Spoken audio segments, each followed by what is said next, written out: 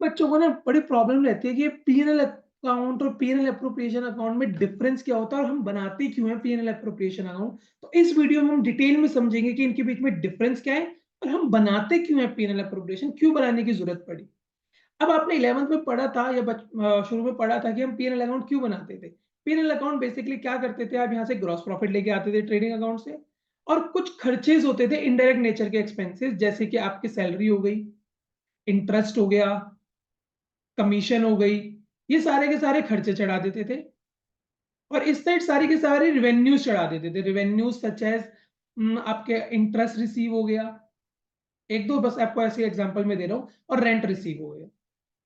तो बेसिकली इसका काम ये होता था पी-एन-एल अकाउंट का, इनकम एक तरफ जोड़ लो, उसमें से खर्चे निकाल दो, आपने कितना कमाया, आपका नेट प्रॉफिट कितना आया, वो था हमारा मेन रीजन पी-एन-एल अकाउंट बनाने का। हमारा नेट प्रॉफिट आया था कि हमने इस साल मेहनत करके क्या खोया, क्या पाया, कितना नेट प्रॉफिट आया।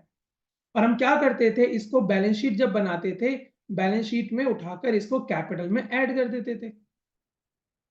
बिल्कुल ठीक था ये था सोल प्रोप्राइटरशिप में। सोल प्रोप्राइटरशिप में क्या होता है, एक अकेला बंदा होता है जो बिजनेस चला रहा होता है, सिंगल ओनर होता है। तो जितना कमाया उसने उठा के अपनी जेब में डाल लिया, नेट प्रॉफिट अपनी कैपिटल में बढ़ा लिया। अब हम पढ़ रहे हैं पार्टनरशिप, एक से ज्यादा पार्टनर होंगे, तो इस प्रॉफिट को डायरेक्टली नहीं बांट सकते, इस प्रॉफिट को बांटने के लिए आपको एप्रोप्रिएशन करने पड़ेंगे। तो आप क्या करोगे, ये प्रॉफिट उठा के सीधा पीएनएल एप्रोप्रिएशन में लेके आओगे। It is an extension of PNL account, आपका पीएनएल अकाउंट की एक एक्सटेंशन है पीएनएल एप्रोप्रिएशन अकाउंट, जिसमें आपने ये प्रॉफिट उठा के लेके आए। मान लो लेट से 1 लाख रुपए है, अब इसमें से आप सबसे पहले इंटरेस्ट ऑन कैपिटल दे दो।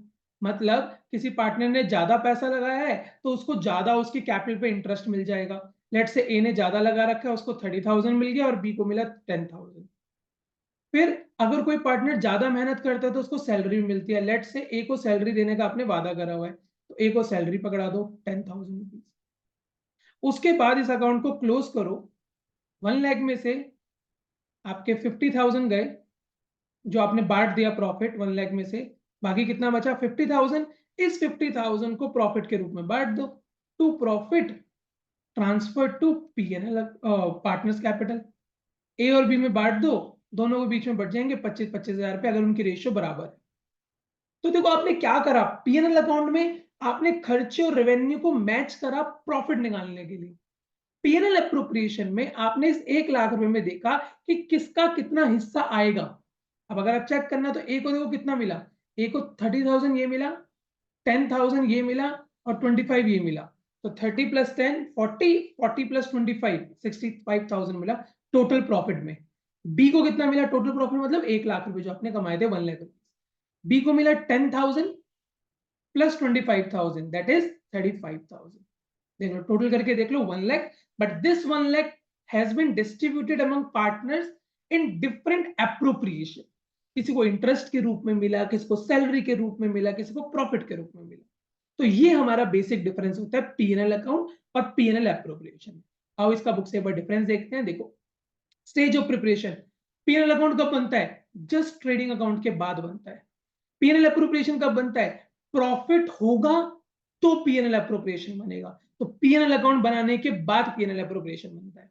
ऑब्जेक्टिव, पीएनएल अकाउंट का ऑब्जेक्टिव होता है प्रॉफिट निकालना और एप्रोप्रिएशन का होता है उस प्रॉफिट को बांटना पार्टनर्स के बीच में। Nature of item, PNL account के डेबिट साइड में खर्चे आते हैं, क्रेडिट साइड में रेवेन्यूज आते हैं नॉन ऑपरेटिंग नेचर की। और पीएनएल एप्रोप्रिएशन की डेबिट साइड में आती है सारी की सारी appropriation of profit, like interest on capital, partners की सैलरी, पार्टनर्स की कमीशन, जनरल रिजर्व। और क्रेडिट साइड में इंटरेस्ट ऑन ड्रॉइंग्स आता है बस।